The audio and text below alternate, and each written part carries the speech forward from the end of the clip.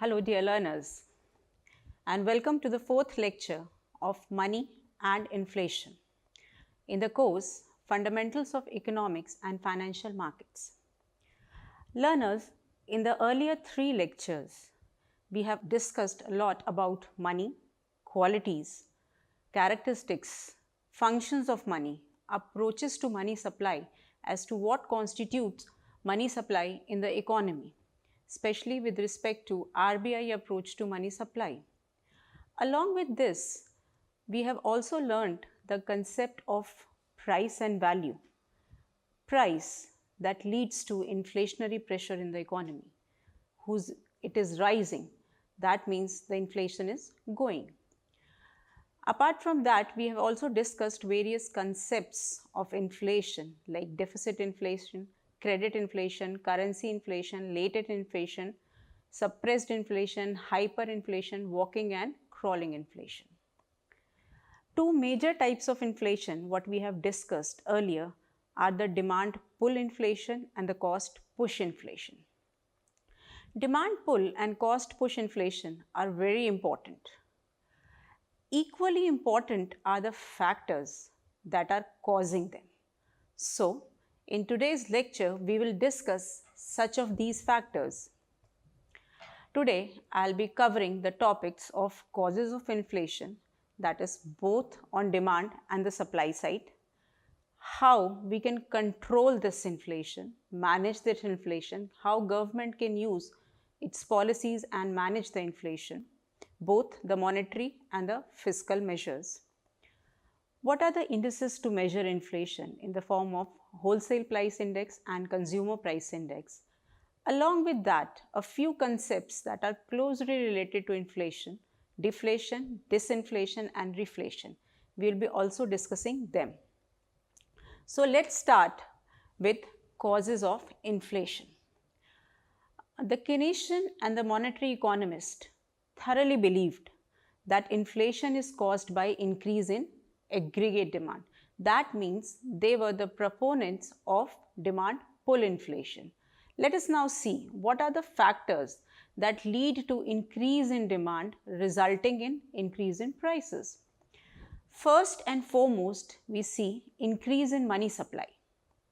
See students, increase in money supply, when we talk of, inflation is caused by an increase in money supply which leads to increase in aggregate demand.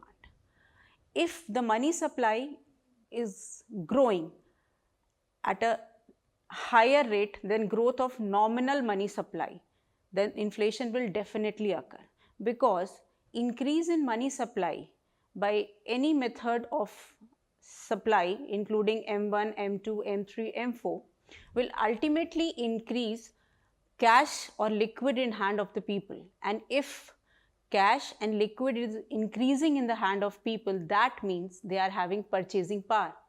Their consumption demand would increase, leading to creating a difference between aggregate demand and supply. Thus, the prices would increase. The second important factor that contributes to the causes of demand pull inflation is increase in disposable income. First and foremost, let us see what is disposable income. See, disposable income is the income with the household or the consumers to say is that income that is in the hand of the consumer after deduction of taxes.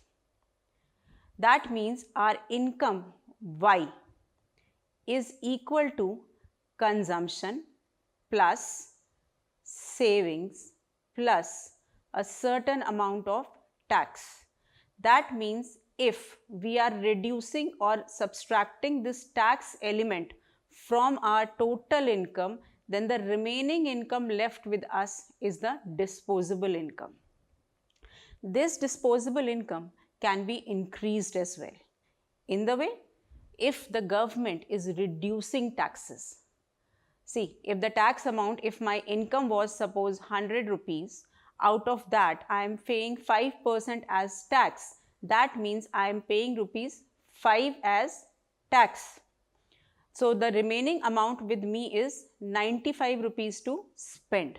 But if the tax rate is increased by the government and now instead of paying 5%, I am paying 10% as taxes, that means rupees 10 will be deducted from my nominal income and now I am left only with 90 rupees to spend. That means my real income or my disposable income would decrease. So if the tax rate is reduced, my real income or the disposable income would increase. Sometimes real income also increases due to rise in the overall national income, that is the GDP of the economy, per capita income is increasing, as well as if an individual have a tendency to save less and consume more, the saving element in the total disposable income is less, consumption is more, then also he or she has a high liquidity in his or her hand, leading to increase in consumption demand and thus increase in prices. Next factor would be increase in public expenditure. See, government performs various activities. In the earlier lecture I have mentioned public expenditure is any expenditure that is incurred by the government on the economy or on itself. So government perform various social and welfare activities in the way of giving various flagship programs, various educational programs, various educational schemes, medical health facilities, better cleaning facilities, better roads, transport, communication. There are many welfare programs, social services, economic services that the government is performing. If the public expenditure is increasing, I'll give the example, if the subsidy is increasing, then what will happen? We'll have more of real income. Real income gives rise to liquidity, consumption expenditure increases, so the increase in aggregate demand for goods and services. Consumer spending sometimes also increases, that leads to increase in aggregate demand. Now, what are the reasons that give rise to consumer spending? One of the very important reason is demonstration effect. This effect was given by James Dusenberry. James Dusenberry said that our consumption is not independent, it is interdependent.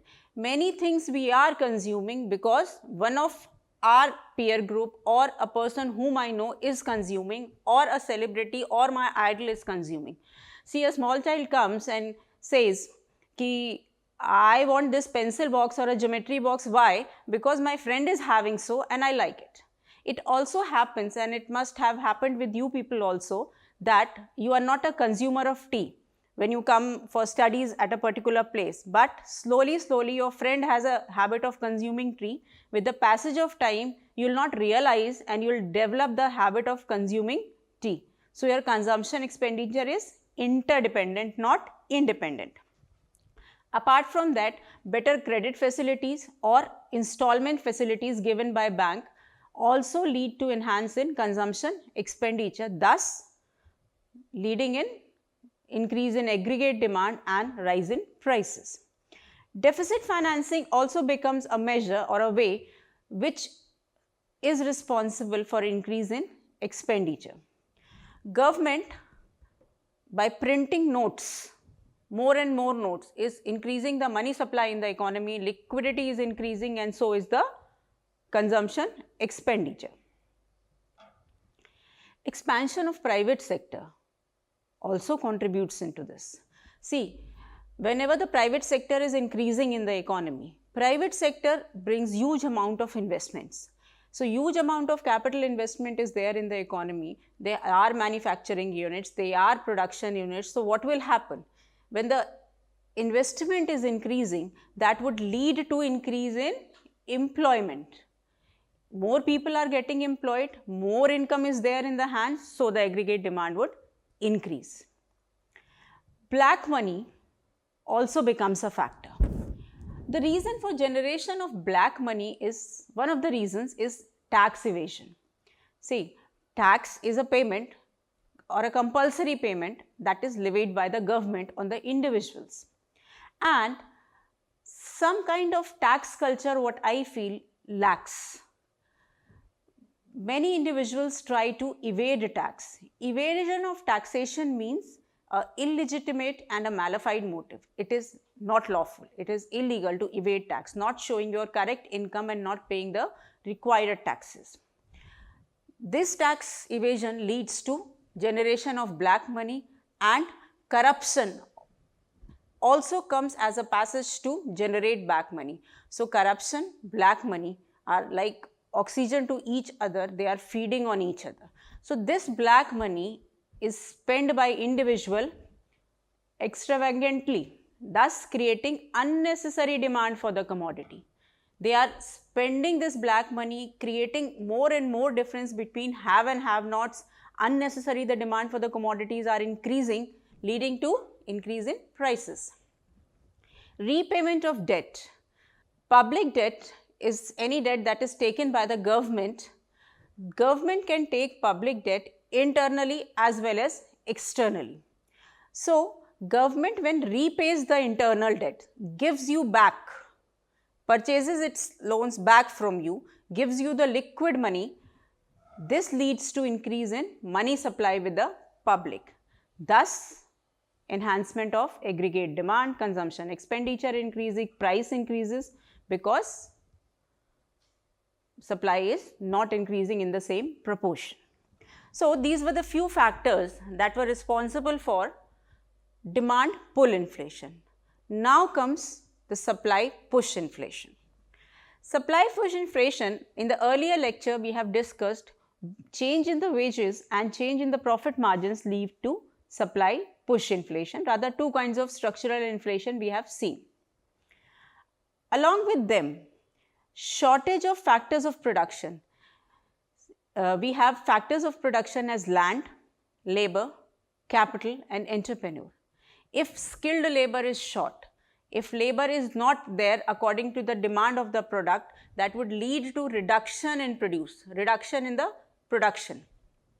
Thus, industrial production would reduce, there will be excess capacity leading to shortage of supply in proportion to demand.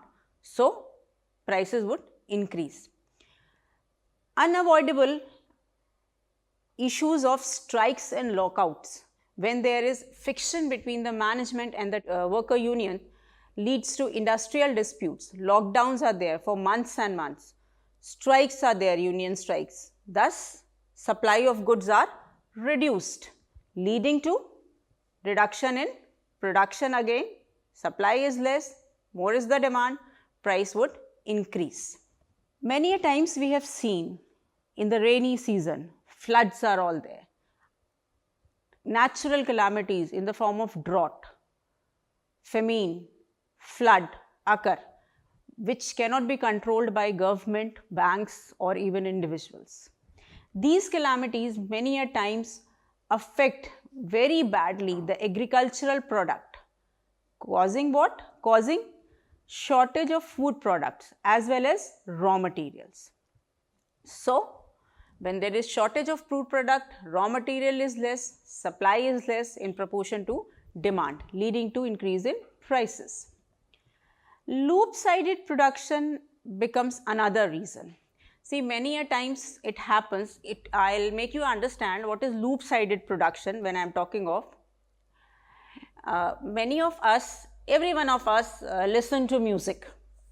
But sometimes it happens ki there are few songs that are continuously running in our playlist and we are neglecting or avoiding a song that earlier we used to listen.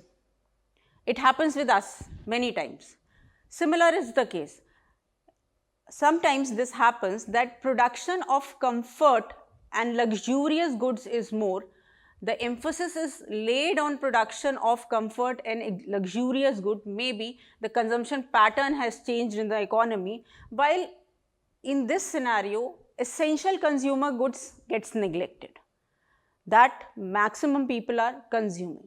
So, this creates a shortage in the supply of consumer goods, leading to increase in prices. Law of diminishing returns also becomes a reason for increase in prices. Now, how this law of diminishing returns operate? See, you all must have studied this law of diminishing return, that what input we are giving, we are not getting an output according to that input. Suppose a farmer is utilizing fertilizers in his farm.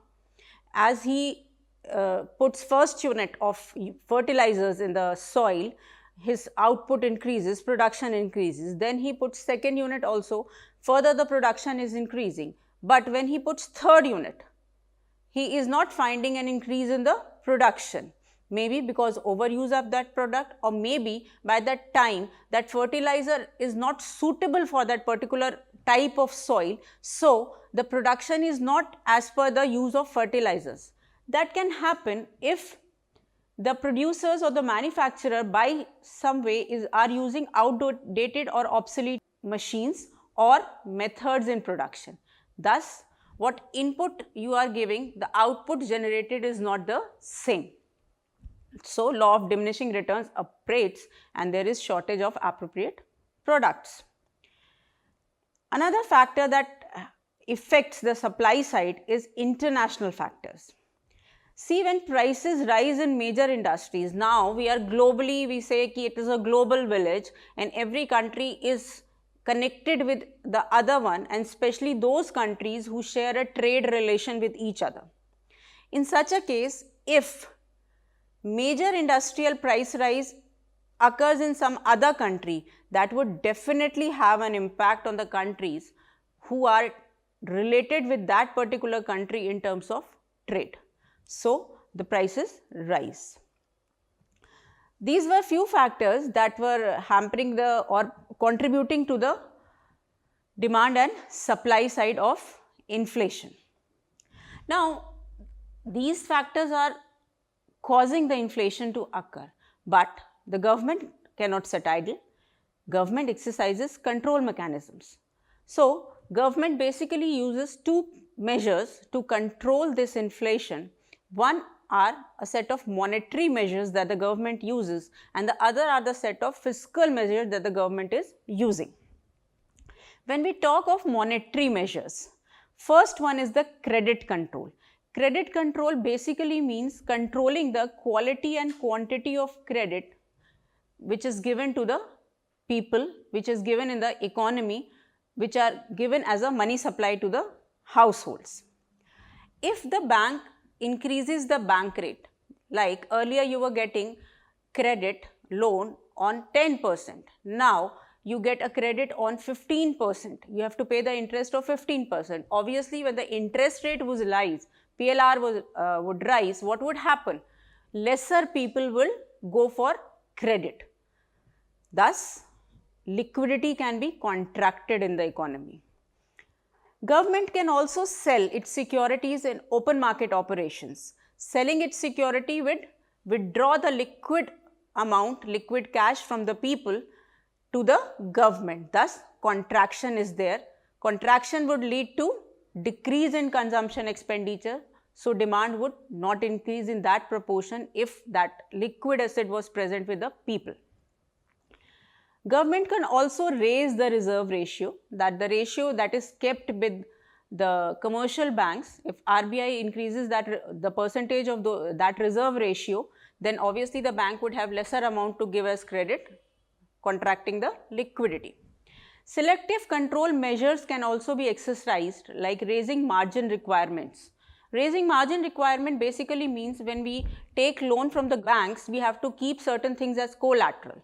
If those collaterals are increased, the value of collateral is increased, then what would happen? People would go less for the loans to bank. Demonetization is another way to get a check on black money.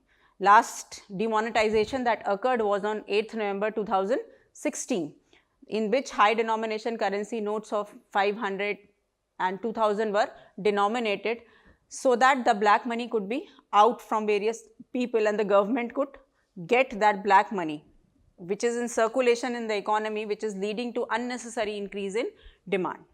The issue of new currency can also be taken up by the government.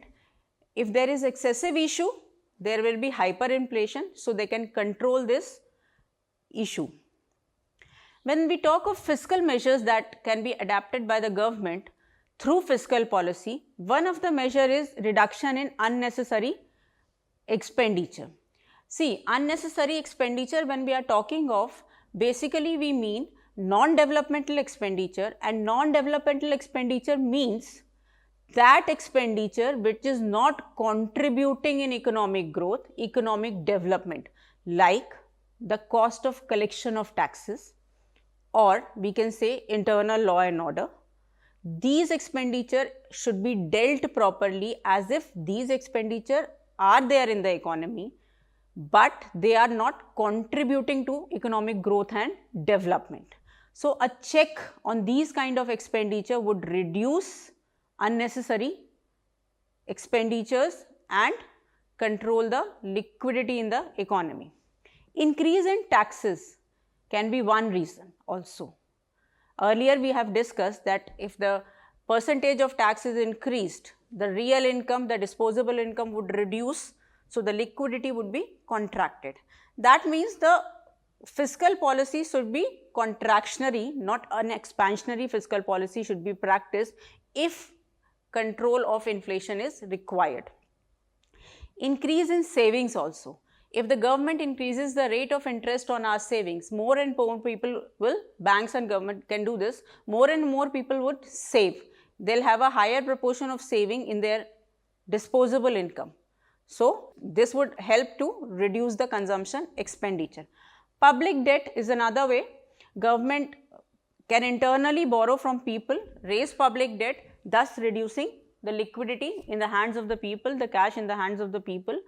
So, the aggregate demand will not rise as the cash would have been there, thus reducing the or keeping the prices down.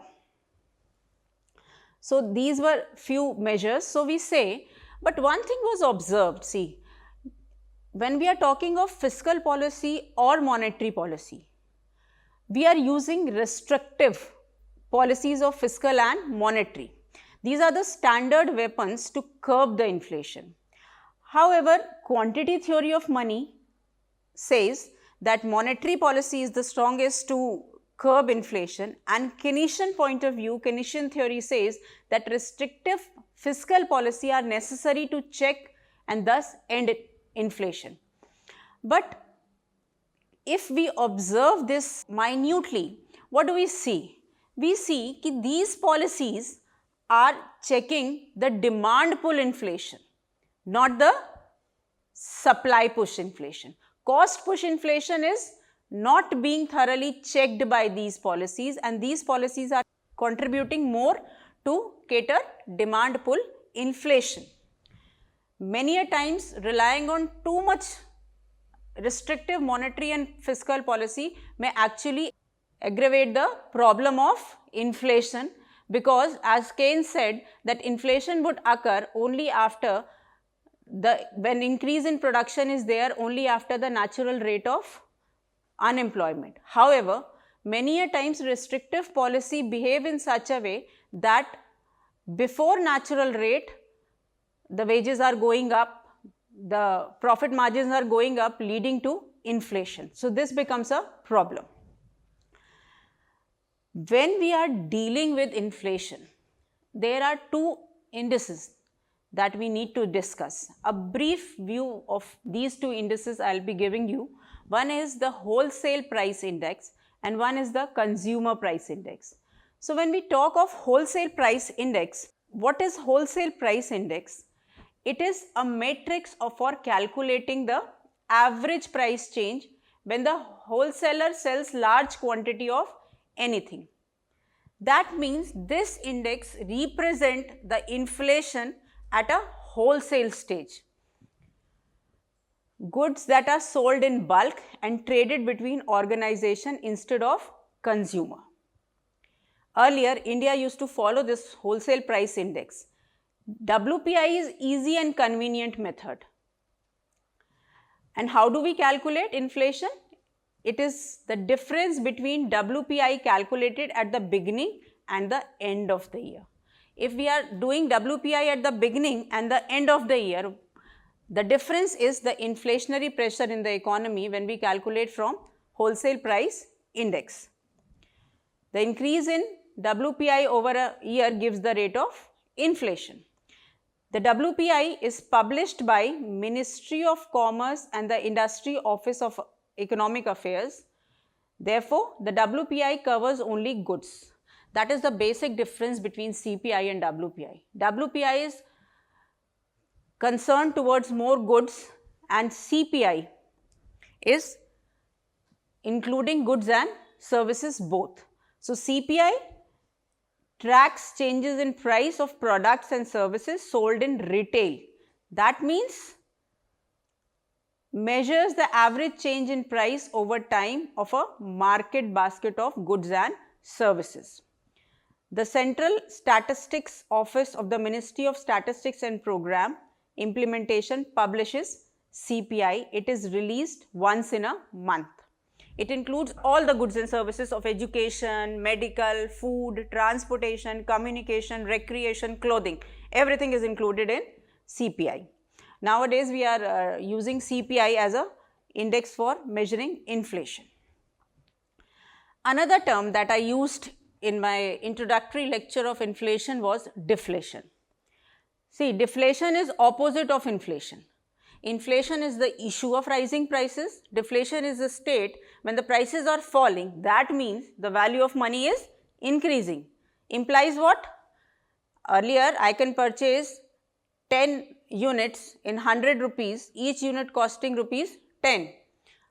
Now, when the prices will fall down, I will be able to purchase more units with the same amount. That means the value of money has increased. It is associated with falling activities and unemployment. So, deflation is caused when prices are falling more than proportionately to the output of goods and services, thus resulting in decrease in money supply. Deflation is of many a times confused with the word disinflation. See, deflation is reduction in prices along with the reduction in output and employment. Disinflation is a deliberate attempt to control inflation without hampering output and employment. Deflation was once observed, if you remember the global financial crisis of 2007-8 of the Lehman brothers, in which there were NPAs increased and there was an impact, and India also has to witness the deflationary impact on us. The prices fell down, there were disruptions in the production of goods and services. Disinflation has also been done in India. If we go back in 2012 to 16 period, that was the time when we were about to touch the inflationary rate of 2 digits. It was around 9.8 and was ready to cross that amount, and it was going to be 2 digits number. Then at that time, you know, Raghuram Rajan did was, he was very alert, he was then the RBI governor. He did what? He appointed a committee under the chairmanship of Urjit Patel, and this committee was specifically designed to manage the inflation target. At that time, India also adopted inflation targeting, in which the target is 4% plus minus 2%, that from 2% to 6%, the target or the range of inflation should be maintained, and it becomes a responsibility. So, that is a kind of disinflation, that the RBI, that the banks, that the government have the responsibility to maintain this target inflation. Another concept is of reflation. Reflation is stimulating spending, boosting output and combat deflation. Whenever we are going into a situation of deflation, so deflation occurs, all the expansionary monetary and fiscal policies are adapted by the government so that the money supply would revive, consumption expenditure should increase. So, these were the factors that were responsible for demand pull, cost push, inflationary control, and a few concepts of reflation, deflation and disinflation. Stagflation is also there, but that I will be dealing when I will start in the next lecture with Philip curve. So, for today you have a self-evaluatory question of, is inflation purely monetary or non-monetary formula phenomenon? Give reasons for support of your answer. I think by understanding of this lecture, you will be in a position to answer this. Thank you.